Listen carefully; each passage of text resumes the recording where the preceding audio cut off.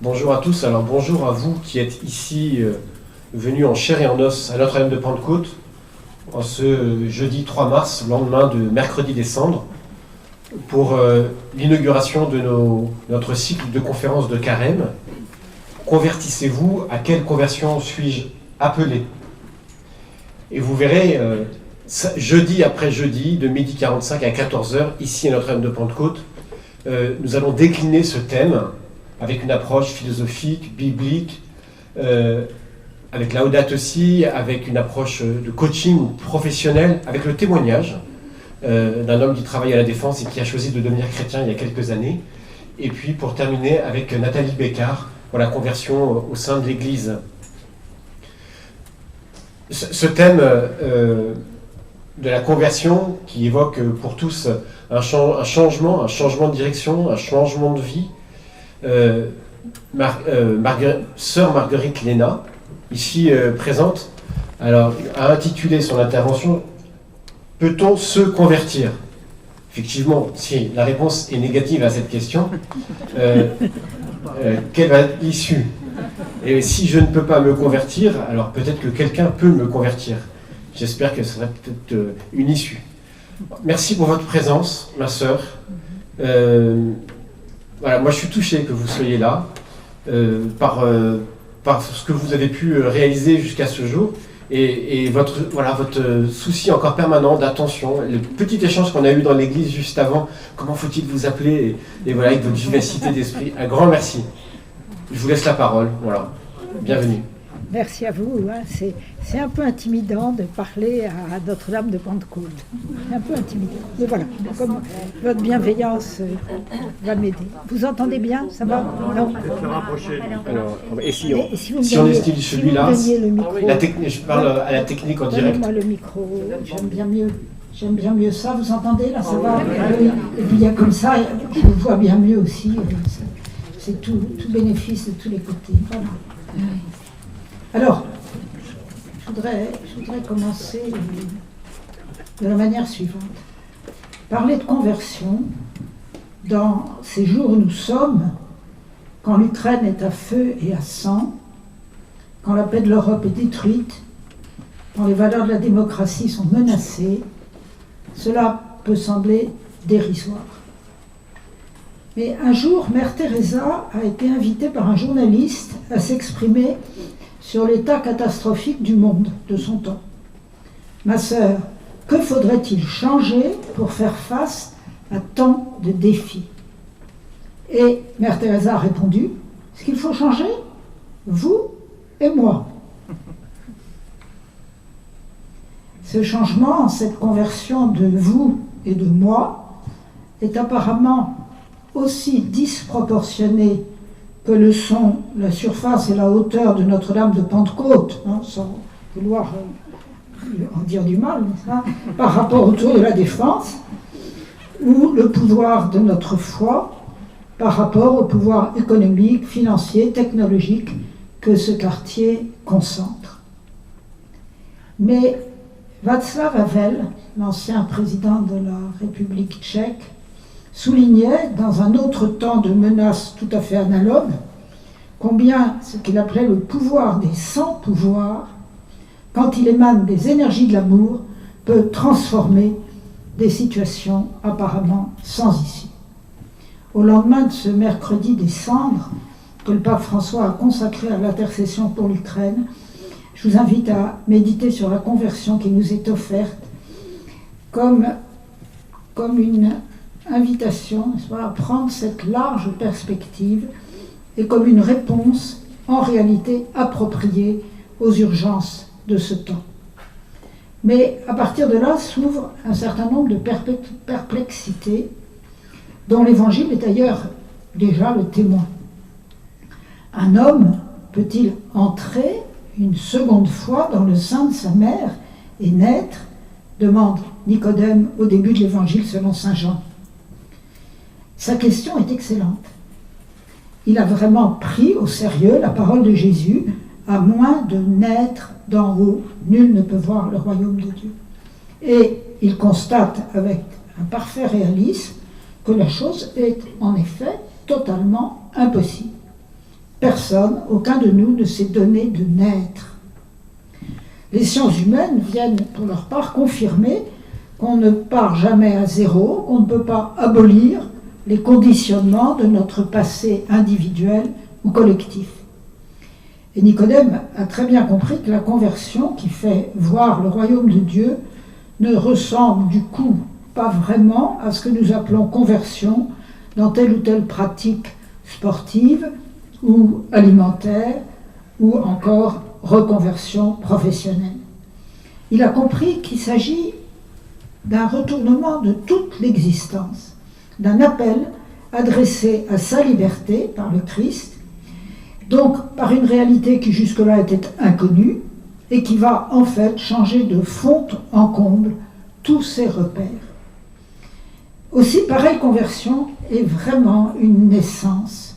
Elle en a le caractère décisif, elle bouleverse les horizons de la vie, autant que la naissance d'un enfant bouleverse sa vie d'embryon dans le sein maternel. Comment l'impossible humain peut-il devenir du possible divin? C'est ça la question posée par la conversion.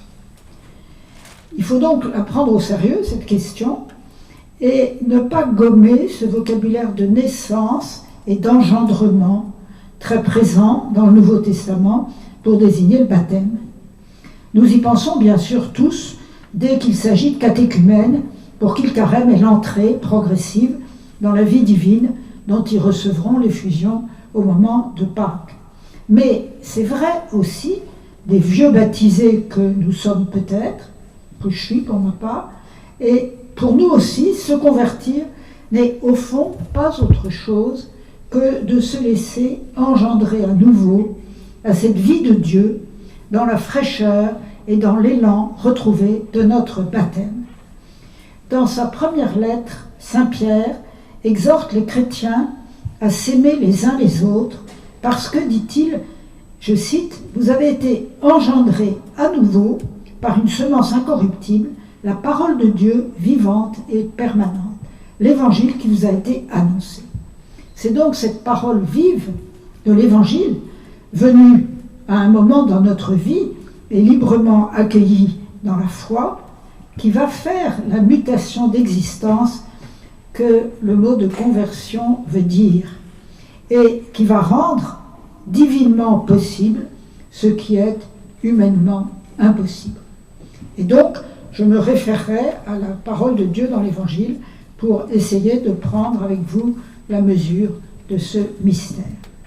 Mais je voudrais d'abord éliminer quelques représentations inexactes. Le texte de Saint Pierre précise que cet engendrement est reçu. Vous avez été engendrés, c'est un passif. Et qu'il a lieu grâce à une parole que nous n'avons pas prononcée nous-mêmes, mais que nous avons, elle aussi, reçue. L'évangile qui vous a été annoncé, dit-il. Alors, il ne faut pas être dupe du langage. En rigueur de terme, le sujet qui se convertit, n'est pas en réalité en position de souveraineté, comme le donnerait à croire cette forme grammaticale et réfléchie du verbe se convertir. Il est converti.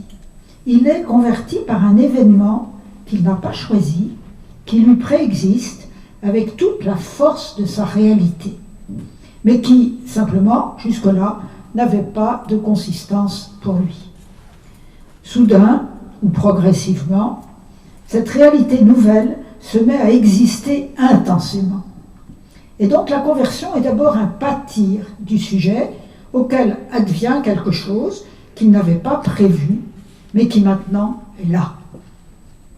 Paul Claudel s'exprime très vigoureusement quand il raconte, dans des pages en prose, quand il raconte sa conversion à Notre-Dame. Un être, avec une majuscule, nouveau et formidable, s'était révélé, que je ne savais concilier avec rien de ce qui m'entourait.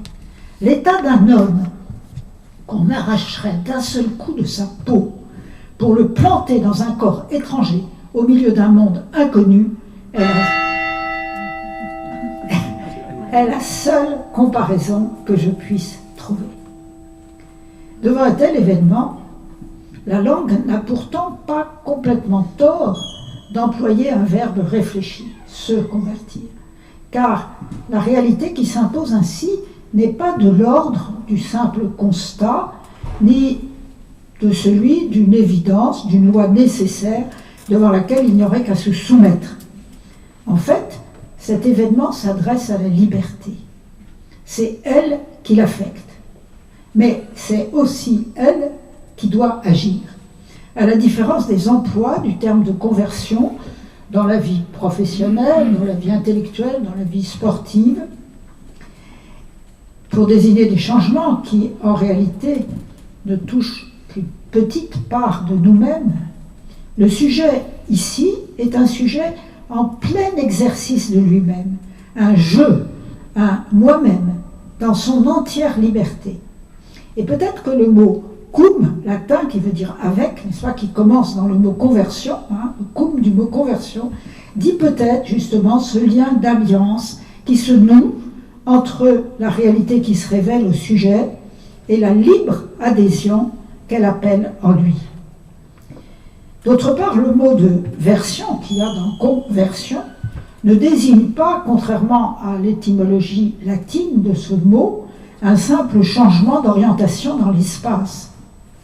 Il faut plutôt penser à la version au sens scolaire ou au sens linguistique qui fait passer d'une langue dans une autre langue en transformant tout le système des références grammaticales, des références syntaxiques et même l'interprétation du monde qu'offrait le prisme de la langue d'origine.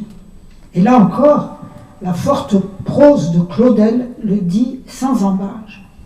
Je cite toujours le même texte. « Ce qui était le plus répugnant à mes opinions et à mes goûts, c'est cela pourtant qui était vrai.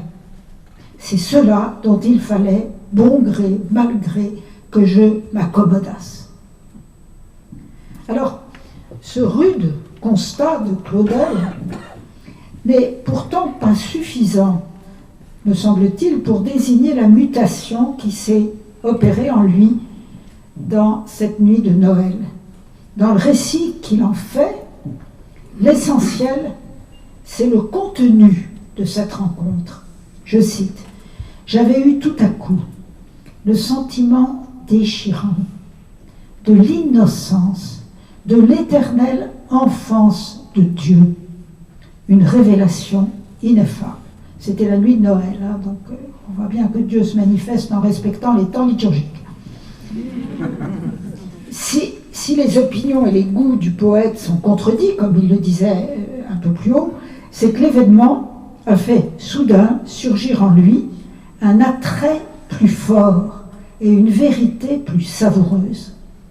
C'est vrai, Dieu existe, il est là, c'est quelqu'un, c'est un être aussi personnel que moi. Il m'aime, il m'appelle.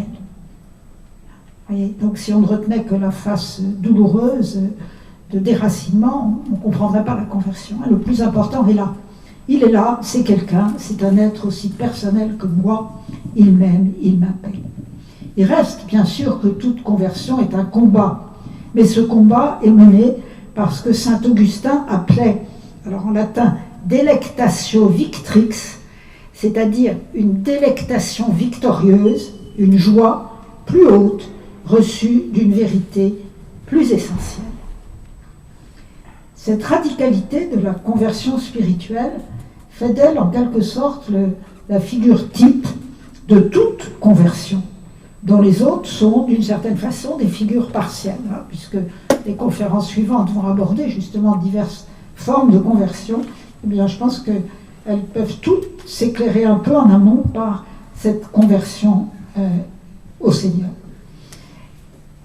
En effet, cette conversion-là met en face à face notre liberté, dans son sens le plus décisif, et le réel, on peut dire avec un R majuscule, dans son sens le plus absolu.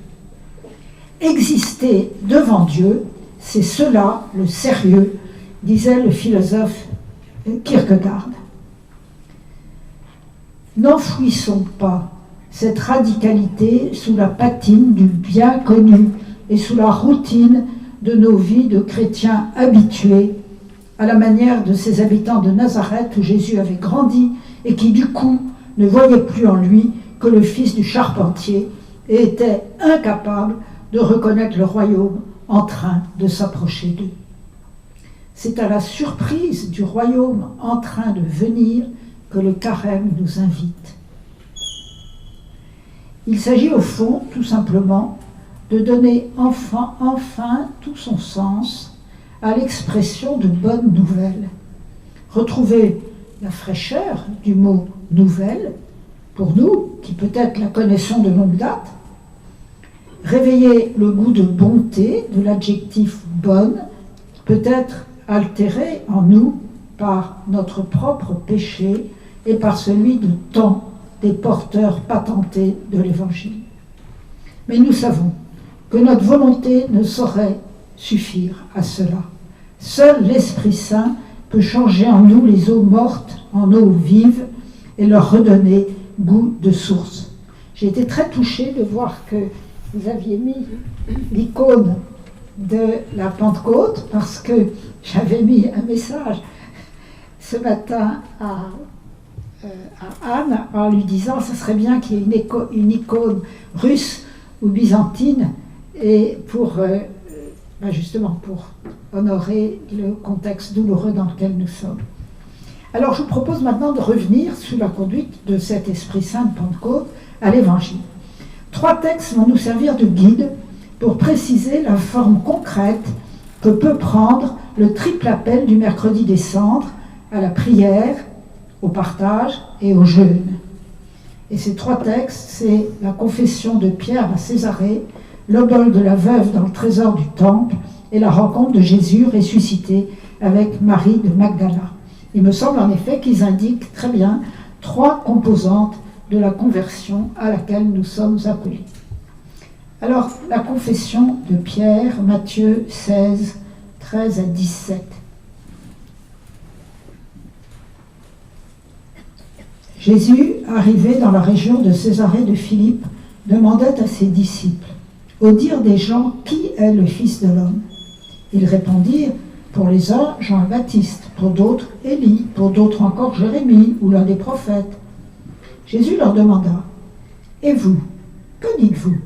Pour vous, qui suis-je » Alors Simon-Pierre prit la parole et dit, « Tu es le Christ, le Fils du Dieu vivant. » Prenant la parole à son tour, Jésus lui dit, « Heureux es-tu, Simon, fils de Jonas. Ce n'est pas la chair et le sang qui t'ont révélé cela, mais mon Père qui est aux cieux. Et moi, je te le déclare, tu es Pierre, et sur cette pierre je bâtirai mon église, et la puissance de la mort ne l'emportera pas sur elle. » Cet épisode est rapporté par les 3 évangiles synoptiques. Et chaque fois, il marque un tournant dans le récit qui ensuite s'oriente directement vers l'annonce et l'imminence de la passion. En effet, de quoi s'agit-il là pour les disciples? Il s'agit en fait de passer d'une connaissance à la 3e personne, qui leur permet, comme aux foules, de parler de Jésus en recourant aux croyables disponibles de son temps et aux rumeurs qui le concernent. Il faut passer de cela à une connaissance en 1re et en 2e personne, une connaissance en je, tu, une relation de personne à personne. Et vous, qui dites-vous que je suis? Cette rencontre directe, face à face, donne alors à Pierre les mots justes pour exprimer cette fois en vérité le nom et l'identité de Jésus. Tu es le Christ, le Fils du Dieu vivant. Mais la révélation ne s'arrête pas là. Pierre, à son tour, est révélé dans la vérité de sa propre identité, c'est-à-dire dans sa vocation et dans sa mission. Tu es Pierre, et sur cette pierre, je bâtirai mon Église. Et c'est bien, au fond, ce qui arrive en toute conversion au Seigneur. Voici que vous êtes quelqu'un tout à coup, s'exclame encore Claudel. Il est passé d'un savoir sur Dieu à une rencontre avec Dieu. Il ne dit plus « il », mais « tu ». Cela s'appelle tout simplement la prière. Le romancier italien Henri De Luca, vous connaissez peut-être, qui a écrit de très belles nouvelles, sait très bien qu'il s'agit là d'une authentique conversion, d'une grâce qu'on ne peut pas se donner à soi-même. Il est un croyant, il lit assidûment les Écritures, mais il avoue buter sur la prière comme sur un infranchissable obstacle. Il reconnaît avec franchise qu'il ne sait pas, qu'il ne peut pas s'adresser à Dieu comme un « je » s'adresse à un « tu ». Il pressent que c'est au-delà de ce seuil que commence la vraie rencontre, celle qui a jeté soudain Eti Ilsoum, une jeune juive tout aussi incroyante, à genoux, dans sa salle de bain. Elle raconte ça, dans un irrésistible élan vers Dieu. Et celle que d'autres ont pu faire déjà enfants, en recevant de leur mère, et peut-être en embrouillant un peu, les mots du Notre Père et ceux du « Je vous salue Marie ». C'est aussi celle que nous sommes invités à faire en priant plus intensément en ce temps de carême. C'est une conversion aussi simple, aussi quotidienne que le pain qu'on mange ou que l'air qu'on respire. Mais ce passage par la prière, dans la prière, ne change pas seulement ce que nous savons de Dieu. Il change aussi la conscience que nous avons de nous-mêmes. Nous voilà révélés, selon notre plus haute mesure, ce nom nouveau dont l'Apocalypse nous apprend que nul ne le connaît, sauf celui qui le reçoit de Dieu. Rien de ce qui faisait auparavant notre identité n'est bien évidemment supprimé, mais tout est transformé, un peu comme une mélodie transposée sur un autre ton. Pierre ne cessera pas d'être pêcheur, mais c'est une autre pêche qui commence pour lui. Claudel ne cessera pas plus d'être poète que Paul n'avait cessé d'être juif, ou Augustin d'être rhéteur, ou même saint Ignace d'être soldat. Mais la conscience juive de Paul, la prose de saint Augustin, les combats de saint Ignace et les mots de Claudel seront désormais l'expression de cette identité nouvelle que le Christ leur a révélée comme une mission à remplir, qu'il les reçut sur le chemin de Damas, dans un jardin de Milan, dans le château de Loyola en Espagne, ou au coin d'un pilier de la cathédrale Notre-Dame. Pierre ne prendra plus de poissons, mais des hommes. Paul mettra sa connaissance des Écritures au service de l'annonce de l'Évangile. Augustin offrira à la parole de Dieu son talent de rhéteur. Ignace prendra les armes de Jésus dans le combat spirituel, et Claudel donnera voix à la louange silencieuse du cosmos. Bien sûr, aucun de nous ne peut se comparer à ces grands amis de Dieu, mais comme eux, le Seigneur nous invite à recevoir de lui, dans la prière, notre nom pour lui, notre vrai nom de vocation et de mission. Alors le deuxième texte que je voudrais évoquer est en Marc au chapitre 12, c'est l'obole de la veuve. Jésus s'était assis dans le temple en face de la salle du trésor et il regardait comment la foule y mettait de l'argent. Beaucoup de riches y mettaient de grosses sommes. Une pauvre veuve s'avança et elle mit 2 petites pièces de monnaie. Jésus appela ses disciples et leur déclara « Amen, je vous le dis, cette pauvre veuve a mis dans le trésor plus que tous les autres, car tous ils ont pris sur leur superflu, mais elle a pris sur son indigence. Elle a mis tout ce qu'elle possédait, tout ce qu'elle avait pour vivre. »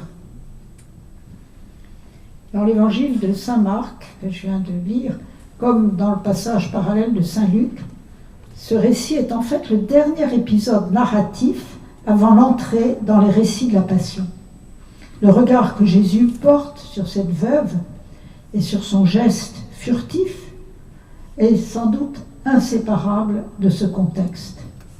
Jésus voit dans l'obole de cette pauvre femme la préfiguration et peut-être le symbole du geste que lui-même va poser dans sa Pâque. Le pauvre, un pauvre, c'est quelqu'un qui ne peut partager aucun avoir. Il en possède trop peu. Il ne peut donc donner que ce qu'il est. Le texte grec, d'ailleurs, le souligne en précisant que cette veuve donne avec ses 2 piécettes. Le texte grec dit « olon ton bion » et littéralement, ça veut dire « toute sa vie ». C'est exactement ce que Jésus s'apprête à faire. Son offrande pascale va de l'avoir à l'être, du partage des biens qu'il a reçus du Père au don sans retour de sa propre vie. Arrêté, lié, réduit à l'impuissance, dépouillé de ses vêtements, crucifié, il prend sur cette indigence tout ce qu'il possède, sa mère qu'il remet à Jean, son esprit qu'il remet au Père.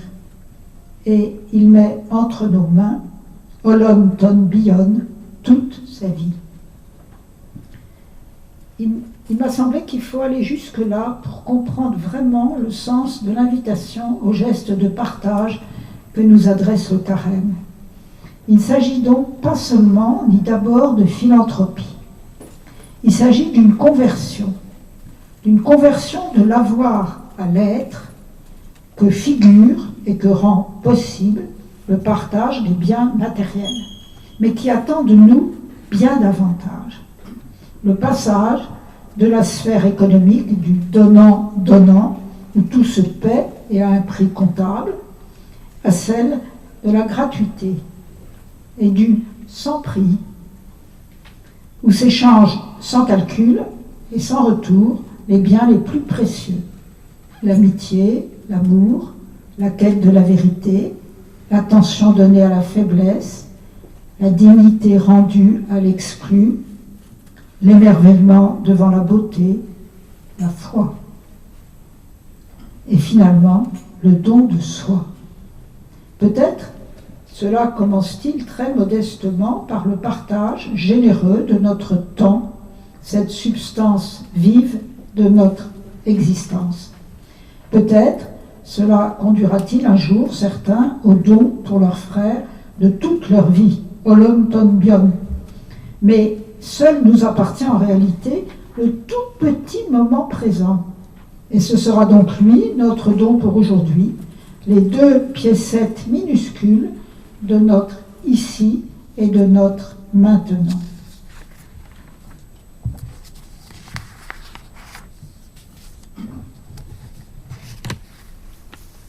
Marie de Magdala rencontre Jésus ressuscité.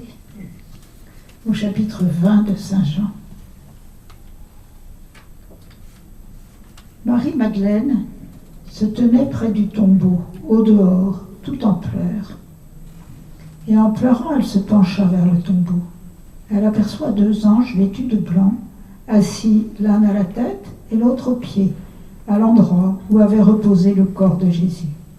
Il lui demande « Femme, pourquoi pleures-tu » Elle leur répond « On a enlevé mon Seigneur et je ne sais pas où on l'a déposé. » Tout en parlant, elle se retourna.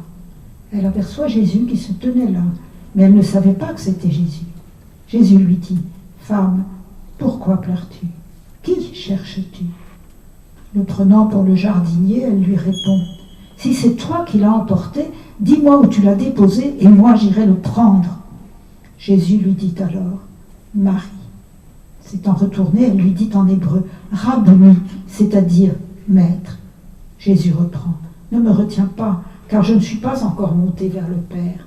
Va trouver mes frères pour leur dire que je monte vers mon Père et votre Père, vers mon Dieu et votre Dieu. » Marie-Madeleine s'en va donc annoncer aux disciples « J'ai vu le Seigneur » et elle raconta ce qu'il lui avait dit. Alors, Jésus est mort et Marie est sortie de bon matin au tombeau pour poser sur son cadavre les onguents et les parfums qu'elle a préparés. C'est un tendre geste de femme, un geste de piété, un geste de respect envers le corps d'un mort, mais c'est un geste dérisoire au regard de la décomposition inévitable de ce corps enseveli déjà plus de 2 jours. La vie va à la mort, et rien ne saurait s'y opposer durablement, qu'il s'agisse de nos propres corps, qu'il s'agisse de nos œuvres, ou qu'il s'agisse même de nos civilisations. Mais voilà que ce matin-là, tout se retourne. Et d'abord, c'est Marie elle-même qui se retourne. Le texte le souligne à 2 reprises. Tout en parlant, elle se retourna. Elle aperçoit Jésus qui se tenait là. S'étant retournée, elle lui dit en hébreu « Rabboni ». Sur le lieu même de la mort, voilà que la vie surgit, inattendue, inimaginable, impossible et pourtant présente, familière et pourtant tout autre, proche et pourtant distante. Ne me retiens pas. Va vers tes frères. Voilà la conversion, le grand retournement au sens absolu. L'événement de la résurrection du Seigneur change radicalement de direction le vecteur naturel de la vie qui va toujours inéluctablement de la vie vers la mort. Il le transforme en un nouveau vecteur qui va de la mort vers la vie.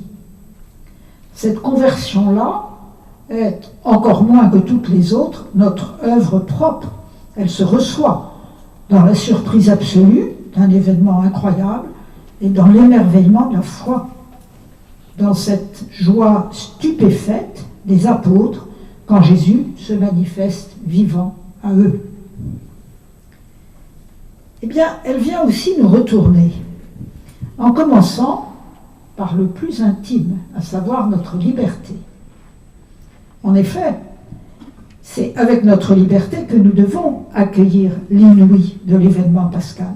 Et c'est donc elle qui est transformée la première.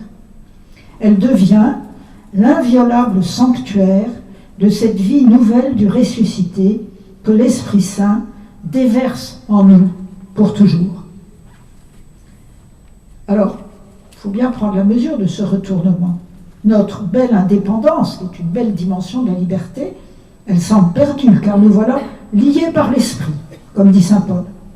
Mais en réalité, nous sommes libérés, morts au péché et vivants pour Dieu en Jésus-Christ. Notre spontanéité naturelle, qui est aussi une belle figure de la liberté, elle semble vraiment compromise, car nous avons désormais notre demeure dans les vouloirs du Père.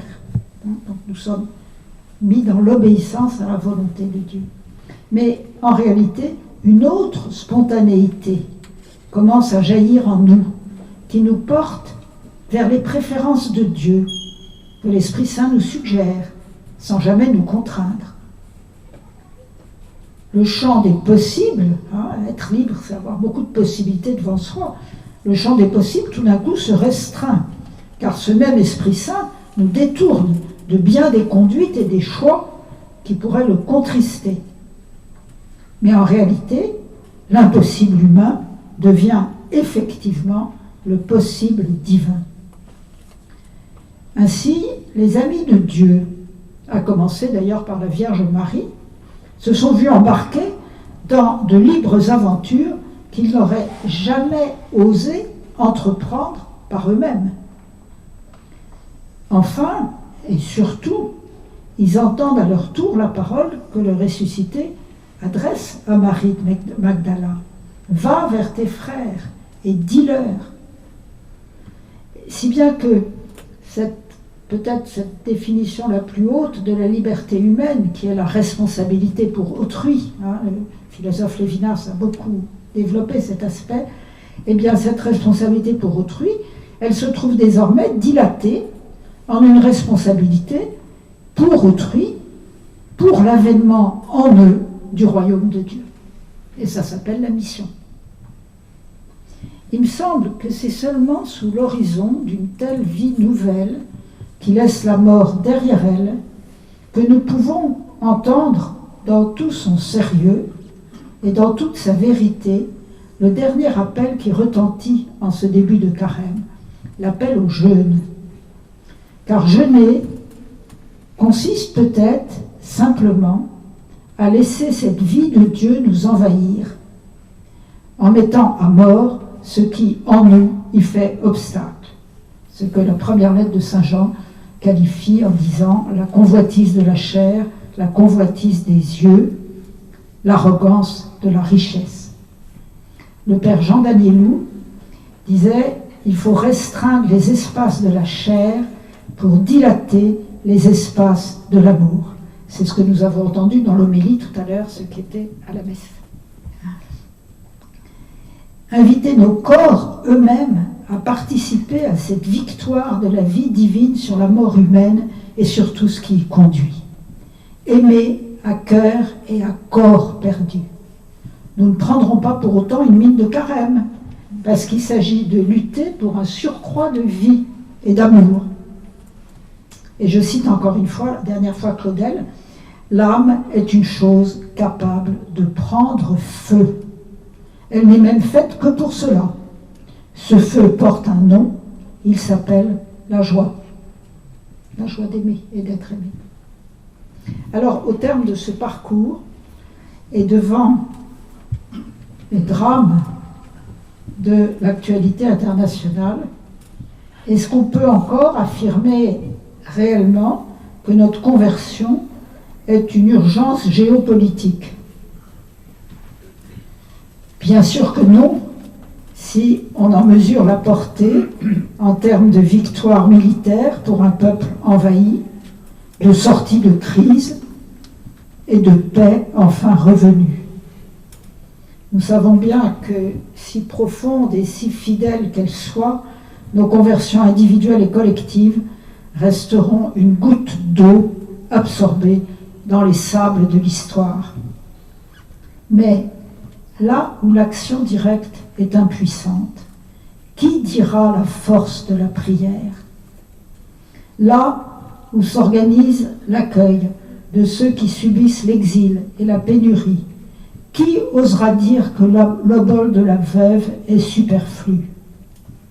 Là où sévit la mort violente et injuste, qui ne voudrait entendre Marie de Magdala lui annoncer « J'ai vu le Seigneur et voilà ce qu'il m'a dit ». Osons donc, dès à présent, dire avec saint Paul « Mort, où est ta victoire ?» Je vous remercie de votre attention et voilà, je suis au bout de mon propos.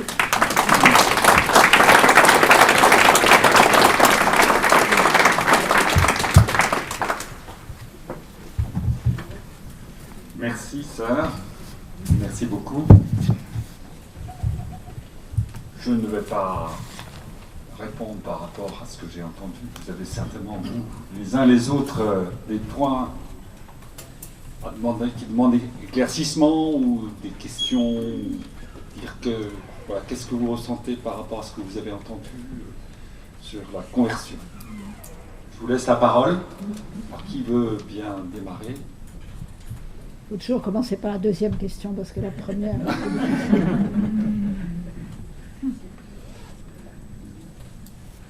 Marie-Claire. Je ne sais pas si tu es là.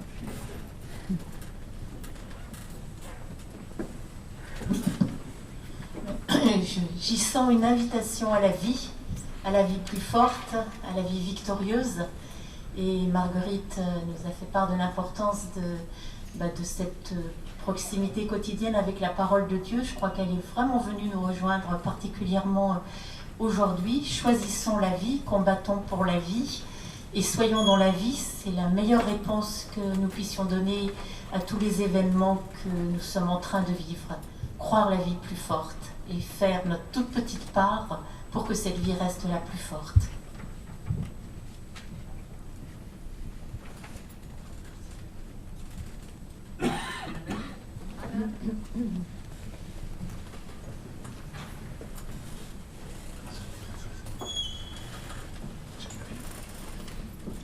Merci beaucoup.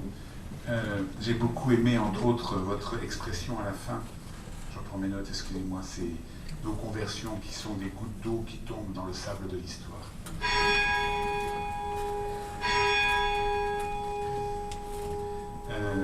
Et je pensais au fait que souvent elles sont à l'insu de l'environnement, y compris lorsque le Christ lui-même y fait face, par exemple à Cana, où le maître de cérémonie ne se rend compte de rien, ou le peuple en attente qui ne se rend pas compte de ce qui passe. Et je me disais que cet insu est peut-être aussi dans notre carême quelque chose à laquelle il faut que nous mettions à l'affût.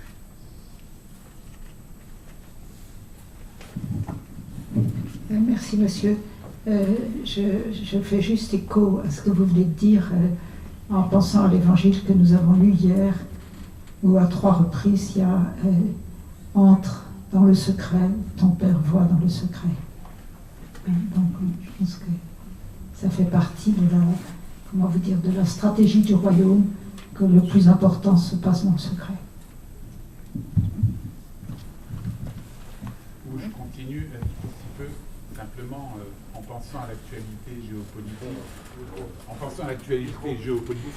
peut faire peut-être une comparaison avec Hérode, qui ne comprend absolument pas ce qui se passe avec les rois mages. Vous m'avez entendu? Non, je continue. Pour prolonger, en pensant à l'actualité géopolitique, peut-être faire un petit parallèle avec le roi Hérode qui ne comprend absolument pas ce qui se passe avec les rois mages. Pour citer quelqu'un qui n'est vraiment pas un père de l'Église, Nietzsche disait « Les grands événements arrivent sur des pattes de colombe ».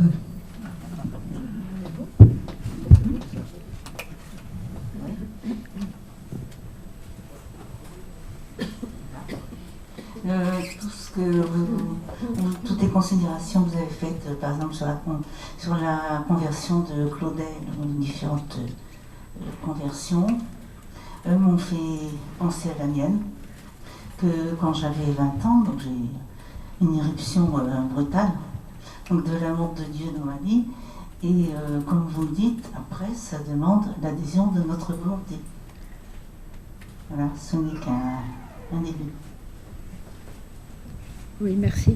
Merci de dire ça, madame, parce qu'effectivement, je n'ai pas voulu commenter trop longuement le texte de Claudel, mais il y a eu cet événement, cette irruption soudaine, brutale, d'ailleurs, qui était commémorée par une dalle dans la cathédrale Notre-Dame.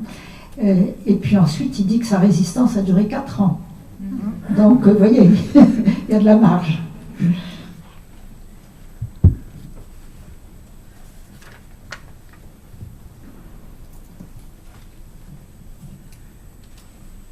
Autre réaction?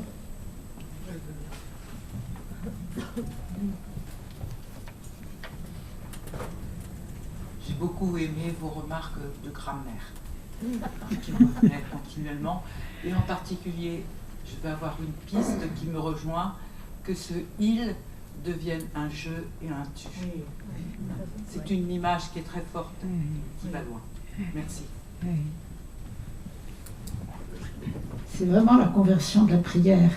Je peux illustrer ça par un petit exemple. Je suis donc à Sainte-Marie-de-Neuilly et je m'occupe un peu je suis plus professeur, mais je m'occupe un peu des étudiants de prépa. Et nous avons dans l'horaire 1h30 de théologie, qu'on appelle pompeusement théologie, quelquefois c'est de la catéchèse béaba, voilà. Et au début de l'année, alors il y a des groupes différents pour que justement ils aient le choix, et un père de famille qui est maintenant collabore avec nous maintenant pour ce travail, qui est d'ailleurs peut-être vous connaissez parce que c'est un peintre qui est maintenant assez connu, Malel, ça vous dit peut-être quelque chose, a pris un groupe et il a présenté, alors nous proposons tous des cours sur tel texte d'écriture ou tel autre, et lui a dit aux étudiants, pour présenter, il a dit voilà, moi je ne vais pas vous parler de Jésus-Christ, je vais vous le faire rencontrer.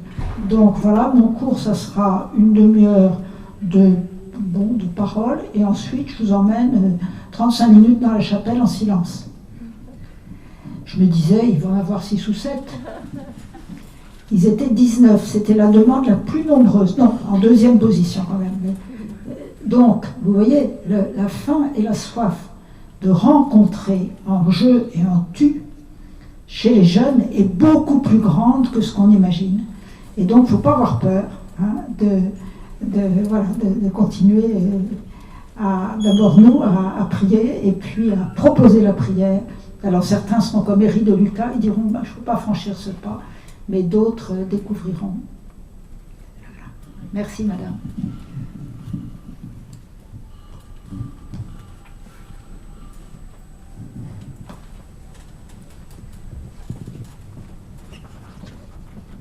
En vous écoutant, ça me fait penser à ce que disait le Christ, le royaume de Dieu s'est approché. Alors c'est à nous maintenant de nous approcher de Dieu. C'est la conversion, c'est ça, c'est une réponse. Oui, c'est parce que le royaume de Dieu s'est approché que nous pouvons nous en approcher. Vous êtes d'accord? Ouais.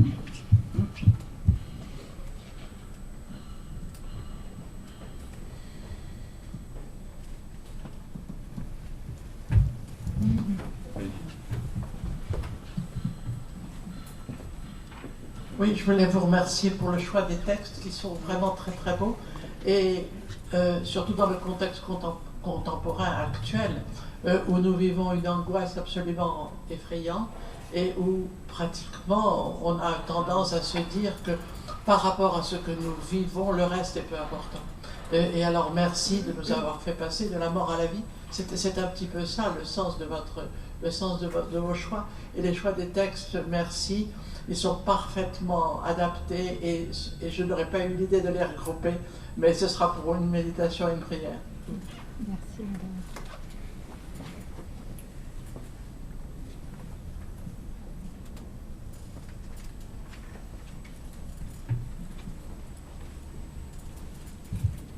D'autres réactions, questions? Du coup, on peut peut-être finir en priant. Je ne sais pas si c'est dans vos habitudes, mais C'est possible. Hein. ça peut être une... C'est possible, oui. Hein? Est-ce qu'il y a une autre question? Okay. Oui. Oui, en vous entendant, merci beaucoup. Moi, ce qui me vient à l'esprit, là, tout de suite, c'est qu'il nous est très souvent demandé dans le credo, j'attends le Seigneur. Et je pense que vous pensiez dans cette foi, c'est du je au tu ou du... très souvent, moi, je suis devant l'attente de cette rencontre qui était parfois pour moi très difficile. Merci, médecin. Il y a quelqu'un là-bas.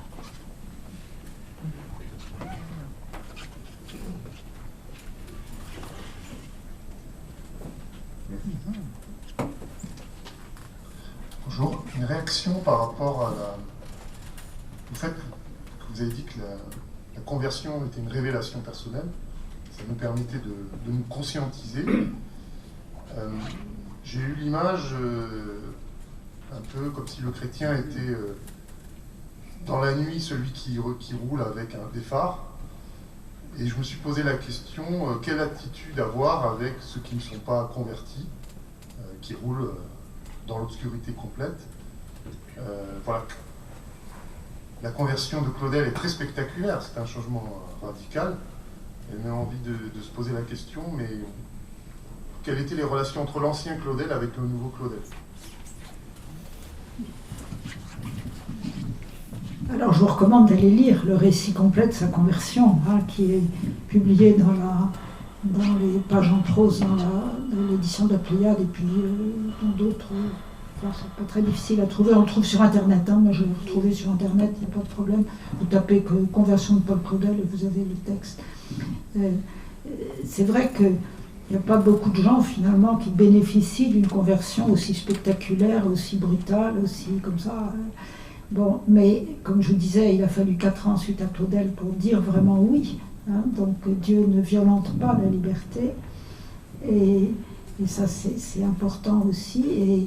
Et ce qui est peut-être, enfin, moi ce que j'ai envie de dire, c'est pas une réponse vraiment, mais si nous croyons vraiment que dans notre interlocuteur, quel qu'il soit, il y a cette petite part, peut-être très enfouie, peut-être très cachée, d'attente du royaume, comme vous disiez, vous voyez, et qu'on peut toujours s'adresser à cette petite part-là, vous voyez, pas forcément avec des discours, hein, parce qu'on sent très bien, hein, qu'il y a des moments où parler serait contre-productif absolument, vous voyez, c'est pas la parole qui à tous les coups est efficace, hein. La veuve du temple, elle a mis ses 2 petites pièces puis elle est partie, il n'y a pas eu de rencontre avec Jésus, et regardez la fécondité de cette histoire dans la suite, hein. Donc voilà, hein. Mais faire ce crédit, penser que l'autre est attendu, hein. Vous savez, la parole de Saint Paul se trouve à Corinthe, c'est dans les Actes des Apôtres, et il est un peu découragé parce que, ben voilà, à cause toujours, ça m'intéresse. Hein, bon. Et puis il a un songe, et dans ce rêve, il entend le Seigneur lui dire « J'ai dans cette ville un peuple nombreux. » Ce n'était pas un peuple de gens convertis, parce qu'il y en avait très peu. C'était le peuple corinthien qui était fait avec des marins. Les marins dans les ports, vous savez, c'est pas forcément les plus vertueux des hommes, hein, voilà. Mais voilà, hein. Dieu a un peuple nombreux. Le Christ nous précède en Galilée, et la Galilée, c'était la Galilée des nations qui était pleine là aussi de gens qu'on regardait un peu de travers. Donc, faire ce crédit-là, c'est peut-être quelque chose qu'on peut essayer de faire, vous voyez, je sais. Je le dis très modestement parce que je sais bien que moi-même, c'est pas toujours facile et que je le fais pas toujours, mais voilà, à vous de jouer. Non, vous l'avez. Alors, Sœur Marguerite nous propose de terminer par une prière. Oui. Je crois que si vous l'acceptez, Oui, et je voudrais vous confier une attention toute particulière, si vous le voulez bien, parce que il se trouve, par d'ailleurs au départ un grand hasard, et je suis allée au moins 5 ou 6 fois en Ukraine pour un institut d'été qui rassemblait des philosophes, des théologiens, des gens, d'ailleurs il y avait des Russes aussi, hein, l'organisateur Konstantin Sigov désirait beaucoup justement qu'on ne transforme pas le problème politique en un problème culturel, et donc il tenait à inviter aussi des membres russes. Bon, il y a 2 ans que ça n'a plus lieu à cause du Covid, et puis bien sûr maintenant. Mais cet homme, sa famille, ses enfants, sa vieille mère sont à Kiev. Donc je voudrais vous demander qu'on prie pour eux, et pas seulement pour eux, mais pour tous ceux, sans doute, vous connaissez vous-même aussi beaucoup de personnes dans cette situation de détresse. Donc on peut peut-être confier tout ça à la Vierge Marie. Et nous pourrons également rendre grâce pour le message d'espérance que nous donne Marguerite Léna en cette magnifique entrée en carême.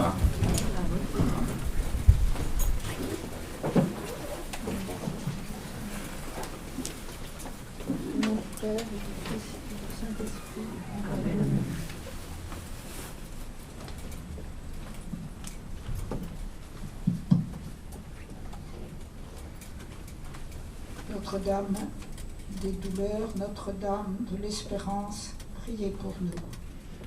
Je vous salue Marie, pleine de grâce, le Seigneur est avec vous. Vous êtes bénie entre toutes les femmes, et Jésus, le fruit de vos entrailles, est béni. Sainte Marie, Mère de Dieu, priez pour nous pauvres pécheurs, maintenant et à l'heure de notre mort. Amen. Merci à vous tous. Merci beaucoup Marguerite Léna pour cette magnifique première conférence de carême. Je vous signale qu'en librairie, nous disposons d'ouvrages écrits par Sœur Marguerite, un magnifique livre qui s'appelle Une secrète lumière, méditation pour l'année liturgique, et un livre sur l'encyclique Amoris Laetitia, un acte d'amour de d'éducation. Voilà, donc ces livres sont disponibles à la librairie. Je voudrais également signaler que donc la semaine prochaine, nous continuerons notre réflexion sur la conversion, mais avec une analyse biblique, avec la sœur dominicaine Anne Lécu. J'espère que vous serez nombreux, et merci d'être venus en tout cas. Vous savez également que la maison ne vit pas simplement d'amour et d'eau fraîche, donc il y a des corbeilles qui sont à votre disposition à la sortie de cette salle. Pour ceux qui ont encore 2 minutes, on voudrait bien que les chaises soient pliées. Je vais peut-être laisser la parole à Non, à Perrugue. Voilà. Mais merci en tout cas de votre présence. Merci à ceux qui nous écoutent et qui auront la possibilité de revisionner cette conférence ce soir à partir de 18h sur la chaîne YouTube de la Maison d'Église Notre-Dame de Pentecôte. Bon après-midi et merci à vous.